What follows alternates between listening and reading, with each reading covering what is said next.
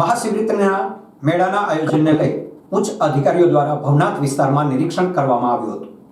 આગામી મહાશિવરાત્રિના મેળાને લઈ ભવનાથ તળેટી વિસ્તારમાં જિલ્લા collector Anil Kumar Ranavasiya, commissioner Om Prakash, SP Harshad Mehta, SDM ભૂમિ કેશવાલા, ડીવાયએસપી ધાંધલિયા, પીજીવીસીએલના અધિક્ષક ઇજનેર પરમાર સહિત મનપાના અધિકારીઓ દ્વારા નિરીક્ષણ કરાયું હતું।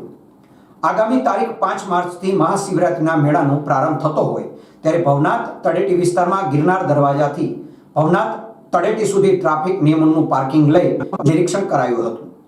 ભારતીય આશ્રમ પાસે મેળામાં ફજર ફાળકાને લઈને ટ્રાફિક થતો હોય ત્યારે ટ્રાફિક ડાયવર્ટ કરવો તેમજ જિલ્લા પંચાયત ગ્રાઉન્ડમાં પાર્કિંગ, વાઘેશ્વરી મંદિરના ગ્રાઉન્ડમાં પાર્કિંગને લઈ પણ નિરીક્ષણ કરવામાં આવ્યું હતું।